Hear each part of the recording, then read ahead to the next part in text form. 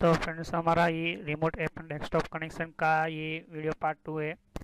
और यहाँ पर हमारा जो पहला पार्ट था उसके अंदर मैं बताया था आपको कि remote app and desktop connection क्या होता है यहाँ पर। तो बेसिकली जो हमारा रिमोट ऐप डेस्कटॉप कनेक्शन जो है वो एक ऐसा कनेक्शन देता है हमें कि हम कहीं पर भी बैठे हो तो अपने दूसरे कोई भी कंप्यूटर हो वो दूसरा कंप्यूटर हम एक्सेस कर सकते हो और अपने नेटवर्क को आप अच्छी तरह से मेंटेन कर सकते हो यहाँ पर। साथ ही साथ यहाँ पर रिमोट ऐप के लिए यहाँ पर रिमोट एप्लीकेशन सर्वर होना चाहिए यहाँ पर। तो अलग अलग यहाँ पर डेस्कटॉप कनेक्शन दे सकते हो यहाँ पर। तो आज हमारा ये वीडियो देखने से पहले मैं आपको कहूँगा कि फर्स्ट वीडियो देख ले आप रिमोट ऐप डेस्कटॉप कनेक्शन का, इसके बाद ही ये वीडियो देखिए क्योंकि उसमें बताया है कि रिमोट ऐप डेस्कटॉप कनेक्शन क्या है। चलो स्टार्ट करते हैं।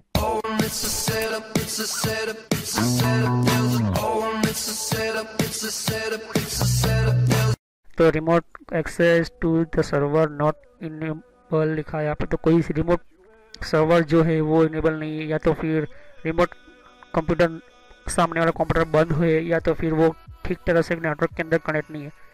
तो यहाँ पर 3 रीजन में से कोई एक रीज़न हो सकता है यहाँ पर।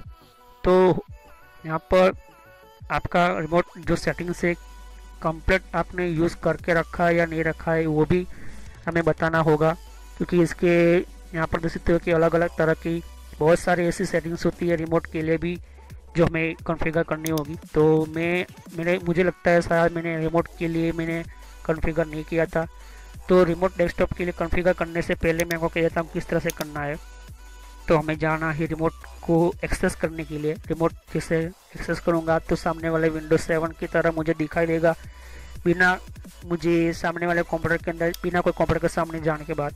तो सिस्टम पर क्लिक करना है, एडवांस पर सेटिंग्स पर क्लिक करना है, एडवांस सिस्टम सेटिंग पर रिमोट पर जाना है आपको। रिमोट पर जैसे क्लिक करोगे तो यहाँ पर देख सकते हो कि यहाँ पर रिमोट जो ऑप्शन है वो सिर्फ रिमोट डेस्कटॉप के लिए ही है यहाँ पर। तो अभी आप देख सकते हो कि इस मैंने अलाउ करके रखा है। ओके, तो अलाउ कर रहा है यहाँ पर। तो आपका जो यहाँ पर असिस्टेंट है वो कनेक्शन को क्या करता है, असिस्टेंट को मतलब आपको हेल्प करता है। ओके, फिर यहाँ पर आप देख सकते हो और 2 यहाँ पर है। तो यहाँ पर रिमोट डेस्कटॉप के लिए 2 और यहाँ पर बताए हुए यहाँ पर ऑप्शन। तो यहाँ पर आपको समझना होगा कि किस तरह से यहाँ पर फर्स्ट हो या सेकंड वाला करना है, तो आपको किस तरह से अलाउ करना है वो भी आपको समझना होगा। तो पहले तो मैं आपको समझ देता हूँ कि ये क्या होता है। कि डोंट अलाउ किया है तो आपको यहाँ पर अलाउ करना होगा, और अलाउ करने के बाद आपका कंप्लीट काम हो जाएगा। अप्लाई करना है, ओके करना है। कोई ऐसा यूज़र है जिसके आप ट्रस्ट करते हो, यहाँ पर ऐसा ऑथेंटिकेशन करना होगा, यहाँ पर ये क्लिक करना होगा। क्योंकि ऑथेंटिकेशन मतलब क्या होता है कि यूज़र नेम और पासवर्ड सामने वाले कंप्यूटर का हमें पता होना चाहिए। तो ये पासवर्ड पूछता है। कोई ऐसा यूज़र है जिसको आप ट्रस्ट करते हो, सिर्फ सामने वाले यूज़र का ही आपको पता होना चाहिए। तो यहाँ पर देख सकते हो कि सामने वाले कंप्यूटर के अंदर कोई भी हो, उस सामने वाले कंप्यूटर के अंदर कुछ ऐसा 2-3 यूज़र क्रिएट करके रखा है, जैसे कि एडमिनिस्ट्रेटर है, लोकल यूज़र है। तो आपको कौन से यूज़र के थ्रू लॉगिन करना चाहते हो वही एक्सेस करे आपका प्रोटोकॉल। तो ये सिक्योरिटी के लिए होता है यहाँ पर। तो अभी मैं आपको समझाऊंगा नहीं, बाद में समझाऊंगा। तो ये क्या होता है कि सामने वाले कंप्यूटर का पर्टिकुलर एक ही कोई यूज़र होना चाहिए जो आपको यूज़ कर सके। तो इस तरह से यहाँ पर क्या होता है, यहाँ पर यूज़ होता है हमारा कंप्यूटर। अभी मैंने यहाँ पर जैसे सेटिंग्स किया वही मुझे सेटिंग्स विंडोज 7 के अंदर करनी होगी। ओके, तो विंडोज 7 के अंदर मुझे कनेक्ट करना, मुझे यहाँ पर देख सकते हो कि मैंने सेट कर दिया। लेकिन उससे पहले मुझे इन सामने वाले विंडोज 7 का मुझे पता नहीं है। आप देख सकते हो यहाँ पर विंडोज 7 है, तो विंडोज 7 का मुझे IP एड्रेस पता नहीं, तो विंडोज 7 का भी मुझे IP एड्रेस पता होना चाहिए, या तो फिर मुझे यूज़र नेम पता होना चाहिए और पासवर्ड। तो IP एड्रेस डालो या यूज़र नेम डालो, आपको पासवर्ड डालना होगा। ओके, तो यहाँ पर सिस्टम पर जाना है, कंट्रोल पैनल के अंदर एडवांस सिस्टम सेटिंग्स पर जाना है, और यहाँ पर रिमोट मतलब मुझे इस विंडोज 7 को मुझे यूज़ करना है सामने वाले कंप्यूटर को। यहाँ पर देख सकते हो कि अलाउ रिमोट असिस्टेंस वही अलाउ रखे, लेकिन यहाँ पर देख सकते हो कि 3 ऑप्शन आए हैं। यहाँ पर विंडोज़ के अंदर 2 ऑप्शन आए थे विंडोज़ 10 के अंदर, लेकिन विंडोज 7 के अंदर 3 आए हैं यहाँ पर। तो अलाउ कनेक्शन करना चाहते हो कहाँ से, रनिंग कंप्यूटर के अंदर एनी वर्जन रिमोट डेस्कटॉप, कोई भी वर्जन हो, कोई भी यहाँ पर सिस्टम, जैसे कि रिमोट वर्जन क्या होता है, या फिर रनिंग एनी वर्जन लिखा है यहाँ पर। तो यहाँ पर अलग अलग तरह के वर्जन होते हैं। पुराना वाला कोई नया सॉफ्टवेयर होता है, फिर हम इसको नया बनाते हैं, तो ये वर्जन हो चुका। ओके, तो पुराना वाला जो होता है वो सिस्टम के अंदर फिर नया आता है, फिर वो नया आता है, फिर वो नया बनता जाता है, तो ये उसके अंदर वर्जन नंबर बनते जाते हैं, वर्जन 1, वर्जन 1.2, वर्जन 3.4। तो ये क्या होता है, अपग्रेडेशन कहते हैं उसको, अपग्रेड कहते हैं उसको। तो नया नया फीचर ऐड होता जाता है, तो हमारा कंप्यूटर के अंदर क्या होता है, वो वर्जन कहलाता है। तो यहाँ पर विंडोज 7 हो, विंडोज एसपी हो, विंडोज 10 हो, विंडोज विसा हो, विंडोज 2003 हो, तो जो भी होता है वो वर्जन के अंदर ये जो सेकंड वाला ऑप्शन जो है वो रनिंग जो है आपका कंप्यूटर सामने वाला कोई भी वर्जन का हो, विंडोज 7 हो, विंडोज 8 हो, विंडोज 10 हो या कोई भी हो, तो आपको अलाउ करना है। तीसरा ऑप्शन है कि अलाउ कनेक्शन ऑप्शन, यहाँ पर देख सकते हो, यहाँ पर तीसरा कंप्यूटर को रनिंग है, लेकिन क्या है वो नेटवर्क लेवल ऑथेंटिकेशन करना चाहिए या नहीं करना चाहिए। तो यहाँ पर उसने कहा कि सिक्योर है या नहीं सिक्योर है, तो यहाँ पर ये मोर सिक्योर है, ज़्यादा सिक्योरिटी है, क्योंकि इस सिक्योरिटी के अंदर आपको जो ओनली फ्रॉम रनिंग जो रिमोट डेस्कटॉप है उसी पर ही ये काम करेगा। तो मैं कहूँगा कि आप इस पर क्लिक करो, क्योंकि पता चले कि आपको कौन से डेस्कटॉप पर ज़्यादा आप सिक्योरिटी के अंदर साथ काम कर सकते हो। तो हो सकता है कि आपको 2 कंप्यूटर कंपनी का रिमोट एक्सेस किया है, लेकिन तीसरा कोई हैकर जो है वो दे सकता है आपका। फिर यहाँ पर छोटा सा यहाँ पर आपको रिस्टार्ट करना होगा कंप्यूटर को, लेकिन रिस्टार्ट करने से पहले मुझे इस कंप्यूटर का आईपी एड्रेस जानना है। तो मैं क्या कर सकता हूँ, लॉगिन कर सकता हूँ यहाँ पर, लेकिन अभी ये विंडोज 10 का है, तो विंडोज 10 के अंदर मुझे देख सकते हो, मुझे यूज़र नेम पासवर्ड से मुझे लॉगिन करना है। ओके, तो राइट क्लिक करूँगा मैं, कनेक्ट विथ रिमोट डेस्कटॉप, तो यहाँ पर देख सकते हो कि हमारा ओपन हो चुका है यहाँ पर। तो मैंने कहा था कि हमारा रिमोट जो होता है वो यहाँ पर देख सकते हो PC2, मतलब हमारे विंडोज 7 के अंदर मैंने रिमोट कॉन्फ़िगरेशन सेटिंग्स नहीं किया था, तब तक ये विंडो नहीं आई थी, क्योंकि हमें एरर मिली थी। तो क्रेडेंशियल क्या होता है, मैंने क्रेडेंशियल समझाया था। तो क्रेडेंशियल क्या होता है उसकी भी वीडियो देख लिया आप कंट्रोल पैनल की। तो मैं इस पर क्लिक करूँगा, क्योंकि मुझे बार बार यूज़र नेम और पासवर्ड ना पूछे। तो यहाँ पर यूज़र नेम की जगह आप IP एड्रेस भी डाल सकते हो। ओके, लेकिन आपको यूज़र नेम और पासवर्ड पता होना चाहिए, या तो फिर आपको IP एड्रेस और पासवर्ड भी पता होना चाहिए पक्का। ओके, तो यहाँ पर देख सकते हो कि मैंने एंटर कर दिया यूज़र नेम और पासवर्ड, ओके कर रहा हूँ। जैसे ही ओके कर रहा हूँ तो यहाँ पर एक तरह का यहाँ पर एक विंडो ओपन हुआ है, रिमोट डेस्कटॉप कनेक्शन का एक सर्टिफिकेट का एक विंडो है। तो सर्टिफिकेट क्या होता है कि यहाँ पर जो भी हमारे प्रोटोकॉल्स होते हैं, उस प्रोटोकॉल्स की जितनी भी फाइल्स होती है उस सर्टिफिकेट के साथ क्या होती है, कनेक्ट होती है। और यही सर्टिफिकेट हमें क्या देते हैं, हमें परफेक्ट सिक्योरिटी देते हैं। सर्टिफिकेट का काम यही होता है कि यहाँ पर जो भी प्रोग्राम्स होते हैं, जो भी रनिंग होते हैं, यहाँ पर देख सकते हैं, यहाँ पर सर्टिफिकेट का नेम दिया है, यहाँ पर सर्टिफिकेट का कुछ एरर बताया यहाँ पर। तो certificate not from a trusted, तो यहाँ पर क्या लिखा है, यहाँ पर इसका कारण यही है कि हमारे जो सर्टिफिकेट होते हैं यहाँ पर, तो अलग अलग तरह के यहाँ पर सर्टिफिकेट होते हैं। आप यहाँ पर HTTPS, HTTP, टेलनेट, बहुत सारे ऐसे प्रोटोकॉल्स होते थे, उनके भी अलग अलग सर्टिफिकेट होते हैं, सर्विसेज के भी अलग अलग सर्टिफिकेट होते हैं। तो सर्टिफिकेट क्या होता है, क्योंकि उससे हमें पता चला कि जो प्रोसेस हो रही है उस प्रोसेस के अंदर किस तरह से सिक्योरिटी देनी है। तो जैसे मैं व्यू सर्टिफिकेट पर क्लिक करता हूँ तो यहाँ पर सर्टिफिकेट का यहाँ पर कब इश्यू हुआ था, इस तरह से इश्यू हुआ। यहाँ पर जैसे तो विंडोज़ PC2 का, मेरा विंडोज 7 का यहाँ पर आ चुका है नंबर। यहाँ पर वैलिड कब से है, उसका वर्जन है, यहाँ पर पब्लिक की लिखा है, यहाँ पर बहुत सारे कुछ है। ये भी इसके लिए भी मैं वीडियो बना कर लाऊँगा, 2-3 वीडियो के पार्ट लेकर आऊँगा कि क्या होता है सर्टिफिकेट। सिग्नेचर नंबर यहाँ पर होते हैं, यहाँ पर सीरियल नंबर होते हैं, यहाँ पर पब्लिक की होती है, पब्लिक पैरामीटर्स क्या होते हैं वो भी मैं समझाऊंगा। तो कोई भी हमारा वर्जन हो सर्टिफिकेट का, उस सर्टिफिकेट का मेन यही काम होता है कि जो प्रोटोकॉल स्टार्ट हो रहा है, अभी रिमोट हमारा चालू कर रहे हैं कनेक्शन, तो ये क्या बता रहे हैं यहाँ पर कि ये रिमोट प्रोटोकॉल यूज़ हो रहा है यहाँ पर। ओके, तो अभी मैं यस करूँगा, और यस करने के बाद ओके तो मैं अगर आपको फिर से ये पूछे ना तो यहाँ पर आपको डोंट आस्क अगेन पर क्लिक करना है, बार बार पूछे नहीं तो मैं यस करूँगा। जैसे तो यहाँ पर देख सकते हो कि मेरा विंडोज 7 मुझे विंडो 10 के अंदर बता रहा है यहाँ पर। तो ये जो होता है इस तरह से होता है हमारा रिमोट डेस्कटॉप कनेक्शन। तो जो भी हम कंप्यूटर एक्सेस करेंगे बिना कोई कंप्यूटर, मेरे नेटवर्क के अंदर बताया था कि किस तरह से फाइल शेयरिंग करने हैं, डेटा कैसे शेयरिंग करने हैं, लेकिन जो डेटा शेयरिंग होता है वो सिर्फ नेटवर्क के अंदर फाइल्स बताता है यहाँ पर। तो यहाँ पर विंडो का नेम आ चुका है यहाँ पर, लेकिन वो फाइल बताता है। लेकिन यहाँ पर क्या होता है कि ये जो होता है वो सिंपल ही होता है।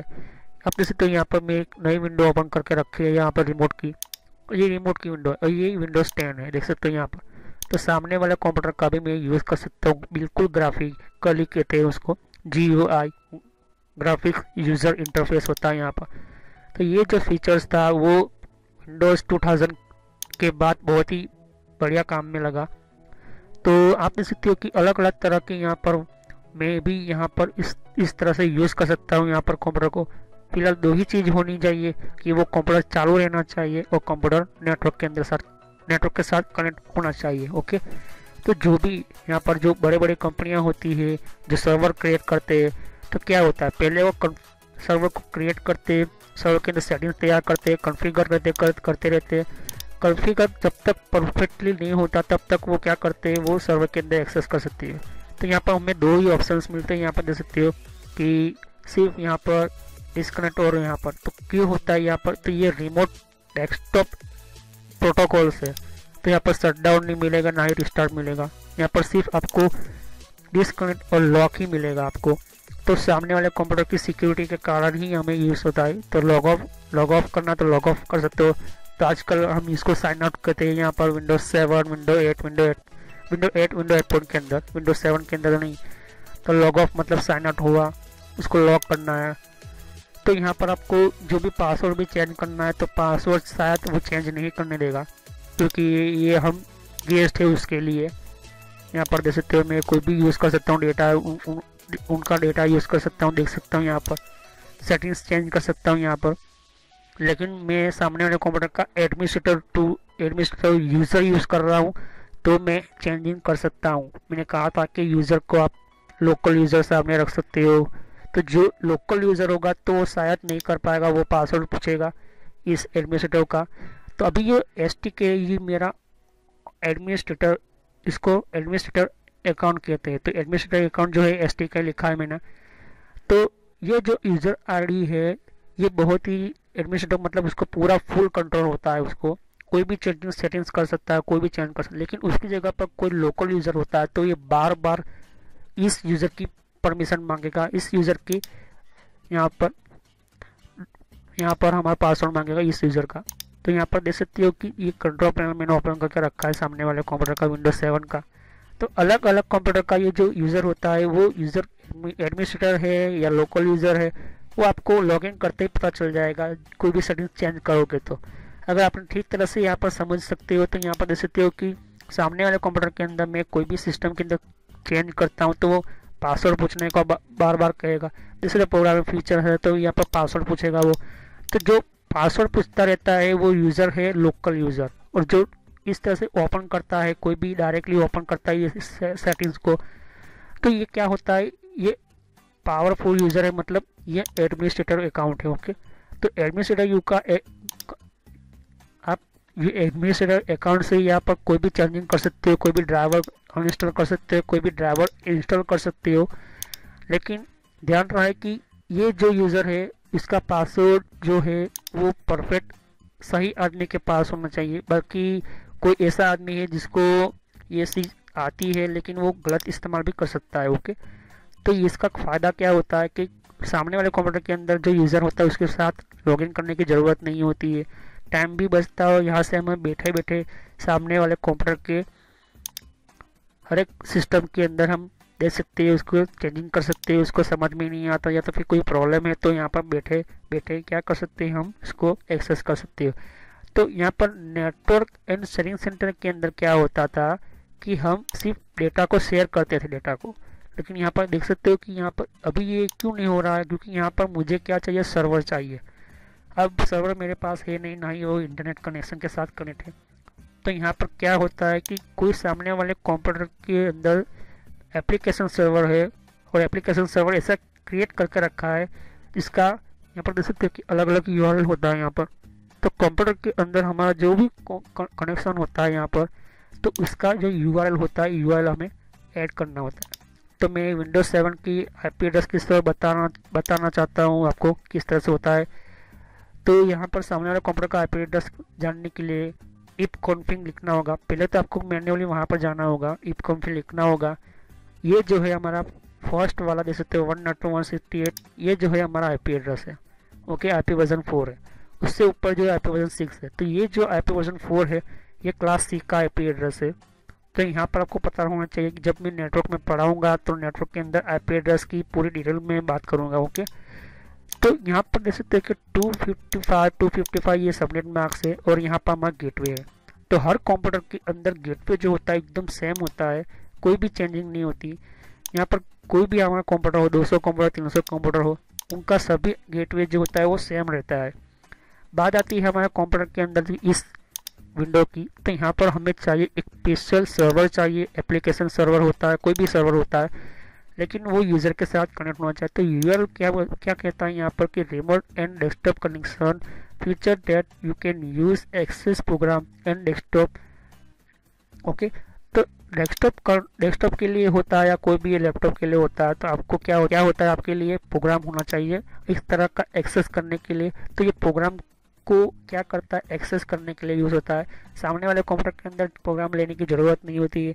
आपको सीधा यहाँ पर यूआरएल डालना है, यूआरएल के बाद वो आपको प्रोग्राम बताएगा, लिस्ट बताएगा।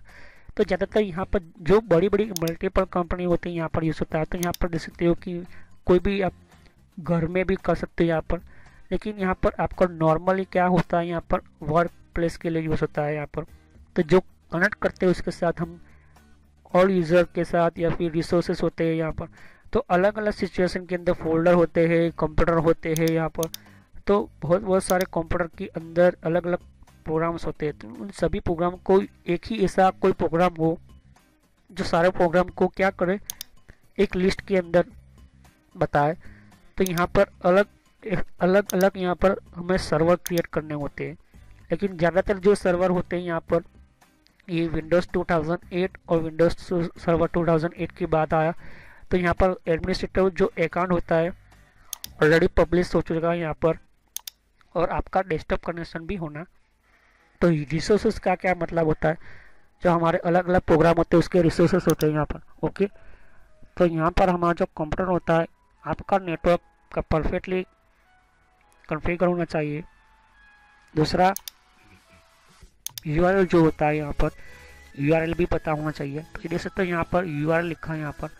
तो यहाँ पर HTML के थ्रू, ओके, देख सकते हो यहाँ पर एक छोटा सा एग्जांपल दिया है यहाँ पर, http://www.microsoft.com। तो अगर आपको कोई माइक्रोसॉफ्ट कंपनी की एम्प्लॉय है, माइक्रोसॉफ्ट कंपनी के अंदर अलग अलग सॉफ्टवेयर है, तो आपको यूज़ करना है, तो आपको सीधा यहाँ पर आना है, रिमोट ऐप डेस्कटॉप कनेक्शन पर आना है, उसका यूआरएल डालना है सर्वर का। जैसे ही एंटर करोगे तो यहाँ पर क्या मिलेगा, यहाँ पर आपको HTML का यहाँ पर एक पेज मिलेगा, वेब पेज। उस वेब पेज के ऊपर अलग अलग तरह के सॉफ्टवेयर होंगे, तो उस सॉफ्टवेयर को ओपन करना है, आपको यूज़ करना है। तो यहाँ पर देख सकते हो कि विंडोज सर्वर 2000 रिलीज 2, मतलब विंडोज सर्वर 2008 के बाद ये फीचर आया। बहुत ही परफेक्ट फीचर था, और इससे क्या होता था कि बार बार किसी को पूछना नहीं पड़ता था कि मुझे ये सॉफ्टवेयर चल रहा है, ये सॉफ्टवेयर नहीं चल रहा है, ये सॉफ्टवेयर ठीक तरह से काम नहीं कर रहा। तो ये क्या होता था, यहाँ पर बहुत ही पावरफुल काम होता था। यहाँ पर Windows server 2008, Windows server 2000 release 2 के बाद उसकी जो रिसर्च है, उसके जो टेक्नोलॉजी थी वो बहुत ही हाई हो गई यहाँ पर। तो ये जो यहाँ पर आपको रिमोट डेस्कटॉप के लिए बहुत सारे ऐसे यहाँ पर देख सकते हो कि कोई भी सॉफ्टवेयर होते हैं। यहाँ पर टीम वीवर भी एक तरह का रिमोट डेस्कटॉप के लिए यूज़ होता है यहाँ पर। तो यहाँ पर देख सकते हो कि रिमोट डेस्कटॉप कनेक्शन लिखा है यहाँ पर। तो यहाँ पर विंडोज़ 10 के अंदर इस तरह से नहीं मिलेगा, विंडोज 7 में ही मिलेगा आपको। विंडोज 7 है, विंडो 8 है, विंडो 8.1 है, लेकिन विंडो 10 के अंदर ये नहीं मिलेगा रिमोट डेस्कटॉप कनेक्शन। तो ये जो अलग फीचर होता है यहाँ पर विंडो 7 में, विंडो 8, विंडो 8.1, लेकिन विंडो 10 के अंदर आपको नेटवर्क में आना होगा और राइट क्लिक करके ही आपको कनेक्ट करना होगा। ओके, तो ये यहाँ पर सिर्फ आपको सर्वर चाहिए, और वो एप्लीकेशन सर्वर हो सकता है, यहाँ पर डेटा सेंटर सर्वर हो सकता है, लेकिन ऐसा सर्वर होना चाहिए कि जो पहले से कॉन्फ़िगर हो आपके यहाँ पर इस फीचर को यूज़ करने के लिए। तो ये जो प्रोग्राम्स होते हैं वो बहुत सारे परफेक्टली प्रोग्राम की लिस्ट होती है जो हम यूज़ कर सकते हैं अलग अलग तरह के। तो यहाँ पर आप देख सकते हो कि कंट्रोल पैनल है हमारा, बिना कोई सामने वाले कंप्यूटर के मुझे जाना नहीं है, मुझे दूसरे कंप्यूटर के अंदर विंडोज 7 है ये, तो विंडोज 7 के अंदर मुझे जाना ज़रूरी नहीं है, मुझे यहाँ से भी मैं बैठे बैठे काम कर सकता हूँ यहाँ से। तो यहाँ पर सामने वाले कंप्यूटर के अंदर देख सकते हो कि मैं फिर से बता देता हूँ आपको, छोटी सी विंडो करके मैंने बताया, बड़ी थोड़ा मैक्सिमाइज करके बताया, तो मिनिमाइज करके मैं आपको और बता देता हूँ। यहाँ पर देख सकते हो कि यहाँ पर ये जो रिमोट डेस्कटॉप की ये विंडो है और ये विंडोज 7 उसके अंदर चल रही है। ओके, और यहाँ पर देख सकते हो किस तरह से यहाँ पर अलग अलग तरह के हम फोल्डर भी मैनेज कर सकते हैं यहाँ पर। ओके, और ये विंडोज 7 के अंदर अलग अलग तरह की हम कनेक्शन भी सेट कर सकते हैं, उसकी इंफॉर्मेशन भी निकाल सकते हैं। लेकिन ये विंडो 10 है, देख सकते हो यहाँ पर विंडो 10 का कंट्रोल पैनल है और ये भी सेम वही काम करेगा। लेकिन ये जो कमांड प्रॉम्प्ट है यहाँ पर देख सकते हो, और यहाँ पर ये जो विंडो है, तो यहाँ पर दोनों के अंदर फ़र्क है। ये विंडो 10 की विंडो है। ओके, तो ये जो विंडो 10 के अंदर आप देख सकते हो इस तरह से आप IP एड्रेस भी डालकर यहाँ पर एक्सेस कर सकते हो। लेकिन यहाँ पर मैं सिर्फ आपको समझाने के लिए बता रहा हूँ। तो अगर आपको इस तरह से ट्राई अगेन आता है, समझ लो कि यहाँ पर वो सर्वर के थ्रू ही लॉगिन होगा, क्योंकि रिमोट सर्वर भी होता है यहाँ पर। तो यहाँ पर हमारा कंप्यूटर के अंदर अलग अलग तरह की यहाँ पर कोई भी हमारा जो लॉगिन करते हैं हम रिमोट डेस्कटॉप कनेक्शन के अंदर, तभी तो ये सर्वर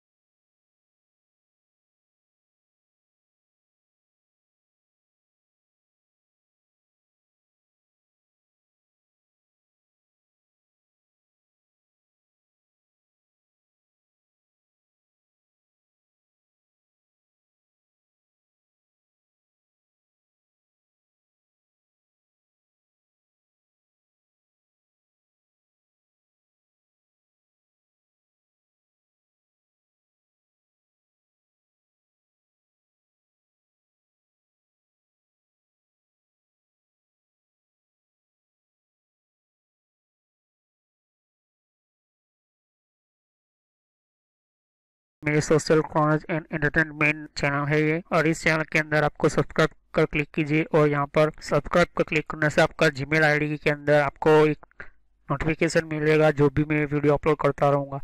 और बेल आइकन पर क्लिक करने से आपको नोटिफिकेशन मिलेगा आपके अकाउंट के ऊपर, आपका जो यूट्यूब का जो सॉफ्टवेयर यूज़ कर रहे हो, जो भी आपका मोबाइल के अंदर आप यूट्यूब चला रहे हो या तो फिर आपको ब्राउज़र वाइज आप यूट्यूब चला रहे हो, तो भी आपको नोटिफिकेशन मिलेगी। मैं तरह तरह की वीडियो यहाँ पर अपलोड करता रहता हूँ, कि हर एक टाइम के अंदर आपको बताता रहेगा कि कौन कौन से आपको वीडियो की नोटिफिकेशन मिले। यहाँ पर प्लेलिस्ट है, तो प्लेलिस्ट पर क्लिक करोगे तो यहाँ पर मेरी सारी प्लेलिस्ट आपको मिलेगी। ये कंट्रोल पैनल की सीरीज़ की प्लेलिस्ट है, तो मैं कहूँगा कि ये सारी पार्ट वाइज है, तो पहले पार्ट वाइज ही ये वीडियो देखे तभी आपको पता चलेगा। और यहाँ पर दूसरी प्लेलिस्ट है यहाँ पर विंडोज़ की, तो विंडोज़ 10 के अंदर कौन कौन सी सेटिंग्स है, तो ये भी प्लेलिस्ट है।